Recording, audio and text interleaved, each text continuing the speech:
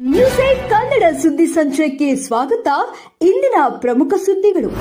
ಬೆಂಗಳೂರು ಮುನೇಶ್ವರ ಬಡಾವಣೆ ಕೊಡಿಗೇಹಳ್ಳಿ ಮಾಗಡಿ ಮುಖ್ಯ ರಸ್ತೆಯಲ್ಲಿ ಜ್ವಾಲಾಮುಖಿ ಕನ್ನಡ ಕಲಾಭಿಮಾನಿಗಳ ಬಳಗ ರಿಜಿಸ್ಟರ್ ವತಿಯಿಂದ 70ನೇ ವರ್ಷದ ಕನ್ನಡ ರಾಜ್ಯೋತ್ಸವವನ್ನು ಭವ್ಯವಾಗಿ ಆಚರಿಸಲಾಯಿತು.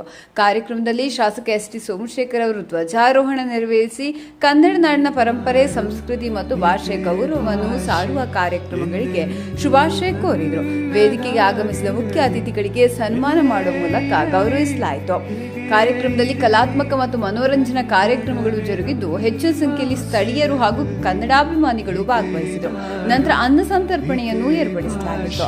ಈ ಸಂದರ್ಭದಲ್ಲಿ ತಾವರೆಕೆರೆ ಬ್ಲಾಕ್ ಮಹಿಳಾ ಅಧ್ಯಕ್ಷೆ ಸಾವಿತ್ರಿ ಸದಾನಂದ, ಕೊಡಿಗೇಹಳ್ಳಿ ಪಂಚಾಯಿತಿ ಅಧ್ಯಕ್ಷೆ ವಿನೋದ ನರಸಿಂಹಮೂರ್ತಿ, ತಾವರೆಕೆರೆ ಬ್ಲಾಕ್ ಅಧ್ಯಕ್ಷರು ರೇವಣ್ಣ ಸಿದ್ದಪ್ಪ, ದೇವರಾಜು, ನಾಗರಾಜು, ನಂದನ, ಮಹೇಶ್, ಪುಷ್ಪಲತಾ, ಪುಟ್ಟರಾಜು, ಕೋಮಲ, ಪ್ರೇಮಲತಾ, ಗಂಗರಾಜಮ್ಮ, ಮಣ್ಣಿನ ಮಗ ರಾಮಕೃಷ್ಣ ಹಾಗೂ ಮತ್ತಿತರರು ಗಣ್ಯರು ಉಪಸ್ಥಿತರಿದ್ದರು. ಕಾರ್ಯಕ್ರಮ ಯಶಸ್ವಿಯಾಗಲು ಸಂಘಟಕರು ಮತ್ತು ಸದಸ್ಯರು ಶ್ರಮಿಸಿದರು. ನಮಸ್ಕಾರ.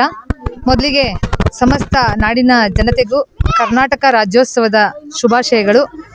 ಈ ದಿನ ಕನ್ನಡ ರಾಜ್ಯೋತ್ಸವವನ್ನು ಮುನೇಶ್ವರ ಬಡಾವಣೆ ಕೊಡಿಗೇಹಳ್ಳಿಯಲ್ಲಿ ಕಾರ್ಯಕ್ರಮವನ್ನು ಹಮ್ಮಿಕೊಂಡಿದ್ವಿ.